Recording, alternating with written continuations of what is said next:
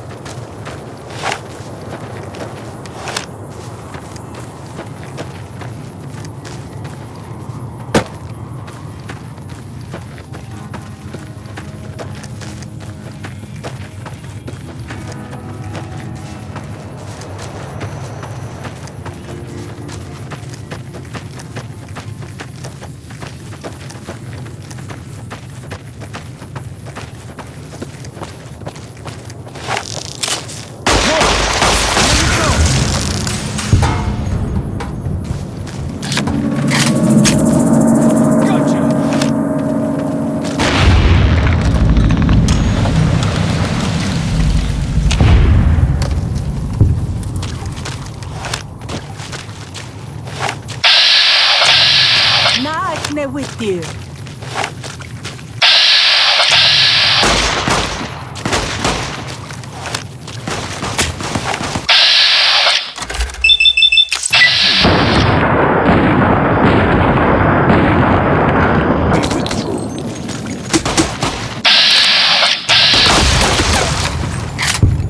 Good kill.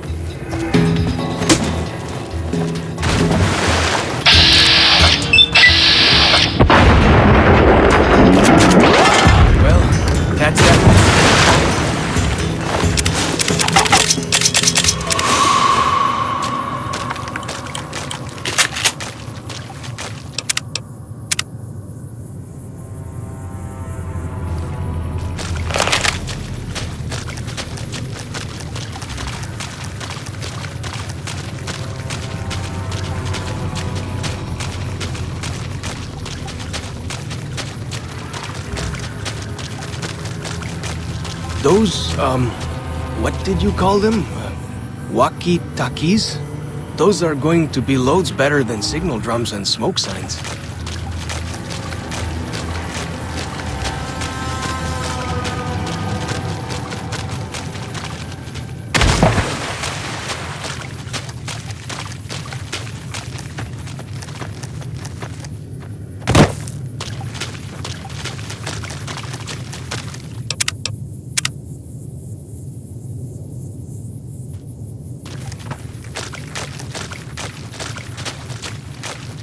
The Narrows up ahead. That's the Sorrows territory. They're peaceful enough, but you don't want to make them mad.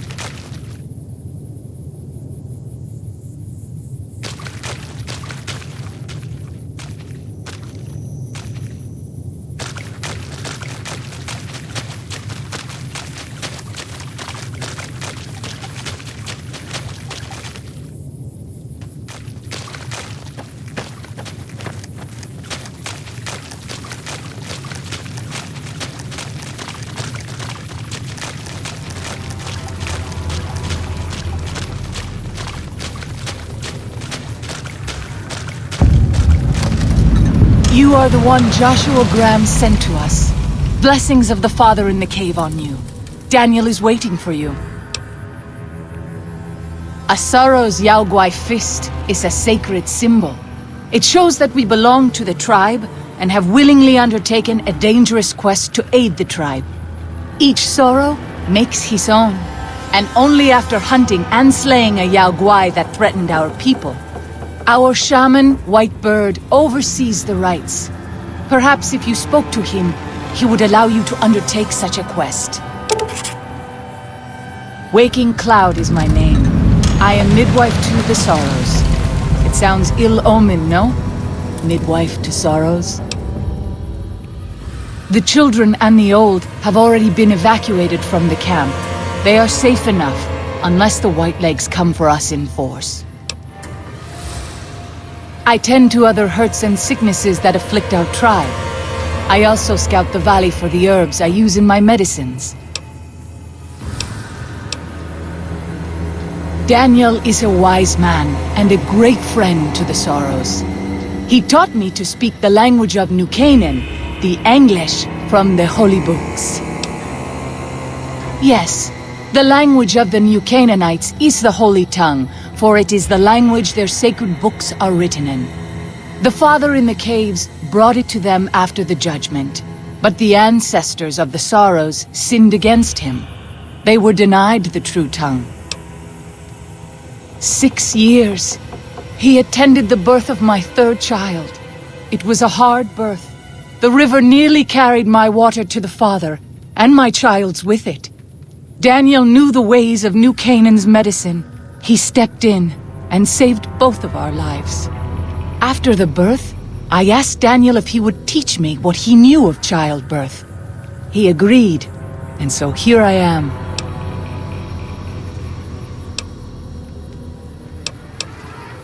We have dwelt in the Narrows since the end that came in fire. When the Father in the caves punished the world and made us forget the Holy Tongue. We have had good relations with the other tribes in the valley.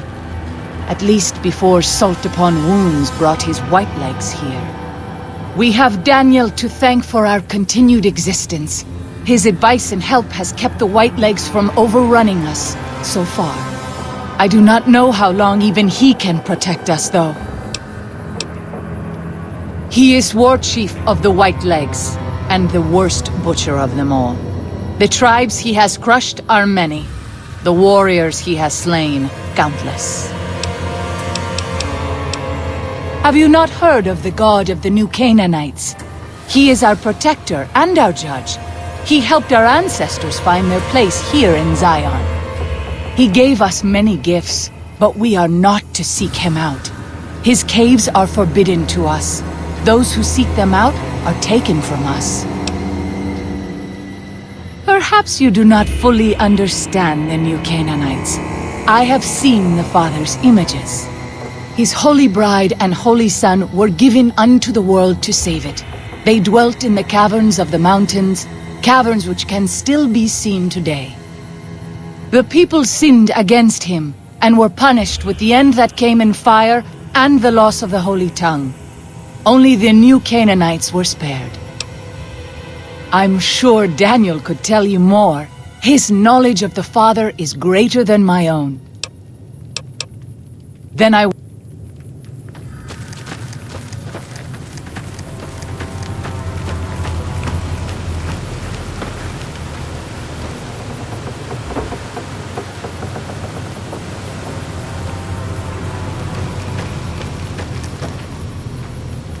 Ya, dai.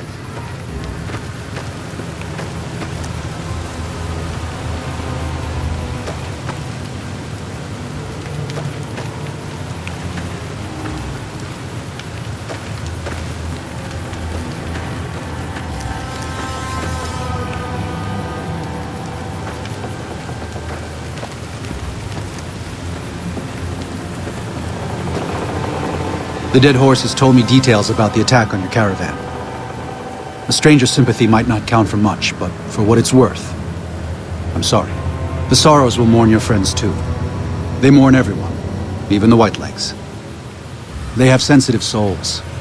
Innocent, if there is such a thing. In spite of what's happened, I hope that Joshua and I can help you out of here. But to be frank, we need your help too. Well, I'll be. I was starting to lose hope we'd be able to get any of this, much less all of it. Tribals are smart, but, well, they're ignorant. Letting go of a taboo is difficult for them. So I knew it would have to be one of us. Turns out all it took was a Gentile, or, no offense. These supplies are a godsend. But if we're going to evacuate Zion without drawing more white-leg attention, I need you to go back into the valley.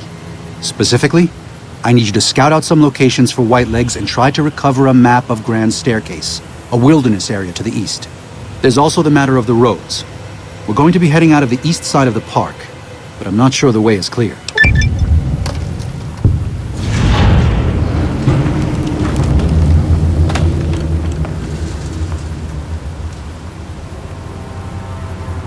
I appreciate the enthusiasm. There aren't a lot of people in the wasteland with kindness to spare for anyone who isn't kin. Since you've been poking around the valley, you might see more activity from the Whitelegs. One of the Sorrow's hunters, Waking Cloud, has volunteered to help guide you through the valley. She has a special talent for staying out of sight. After this, it's just a matter of getting everyone out of here safe and sound. And hopefully you can head back to the Mojave without any more trouble.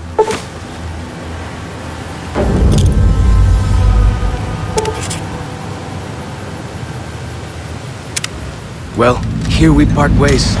I'm needed back at the Dead Horse's camp. Maybe I'll see you there sometime.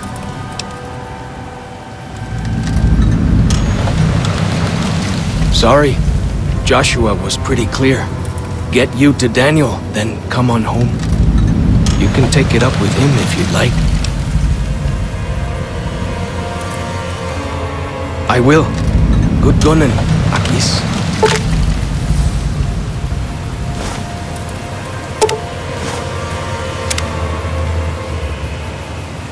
I'm glad to see you're still with us. If you could part with it, healing powder would be welcome. We have enough stim packs for now, but we can't rely on that small supply. Brock and Xander plants can be found throughout the valley, and you might even find some on White Legs you come across. Ah, that's great news. Thanks. That will help a good deal. I used to help the Sorrows with various medical problems and general issues they were having, but my bishop sent me here as a missionary. We new Canaanites believe that there is a path to salvation for everyone, and it's important that we set people on that path if they are willing. I'm trying to make amends for allowing our problem to become their problem. The new Canaanites, I mean. The White Legs have always fought with us. And with Joshua returning, Caesar has motivated the White Legs to stamp out the new Canaanites entirely. That means the tribes we work with, too. It's already happened. I just want to prevent something terrible from happening to the Sorrows. Yes, but not just White Legs. Raiders, too. Prospectors, slavers. Anyone who thinks they can exploit the ignorant and the innocent. We lost the Tar Walkers and the Crazy Horns. We did our best, but we made mistakes. We paid for them, but they paid more. I'd like to get out from under that debt someday. Until then, it's enough to stop ourselves from getting deeper in the hole. To remove the Sorrows from harm's way. I have to give credit to the White Legs for finding their way here. Though I imagine many died in the process. But they can't follow us east. Not into the Grand Staircase. They don't know how to live off the land. We head there. We can find some safety.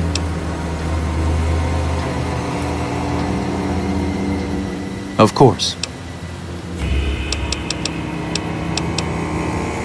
Father in the... Oh, right. He's some spirit the Sorrows used to believe in. Watched over them from the caves in the valley. They marked some of the caves around here because they think they'll be punished for going inside.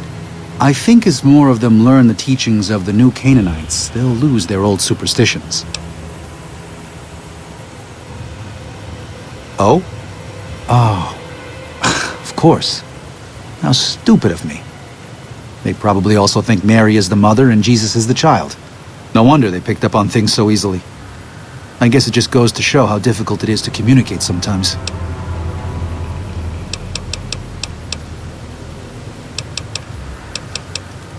There's an old saying that goes, if you want peace, get ready for war. You've got me figured half right. I'll shoot dead any white leg that tries to creep into this camp.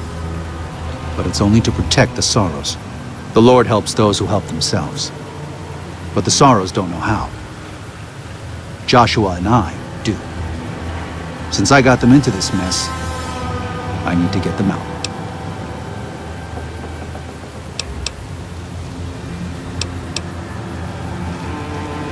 There is an important difference between killing in defense and waging war.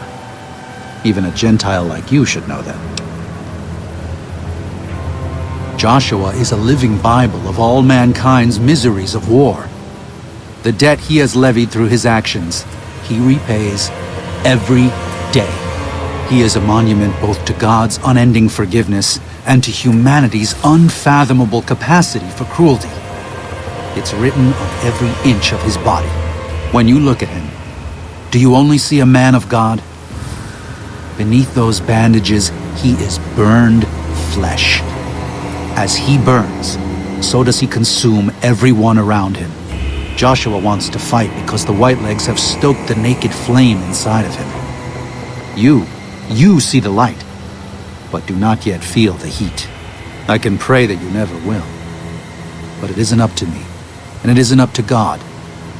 It's up to Joshua. They're hateful savages who live only to plunder and destroy. Their leader is a devil called Salt Upon Wounds. War is all he knows. Everything he has, everything that tribe has, was taken by force, raiding, and scavenging. It's said there's no man deadlier at close range, that power fist of his has smashed 100 skulls. Maybe that's true, but so what? It's a low form of leadership. A tribe that knows only war has no future. And so he'll lead them to Caesar.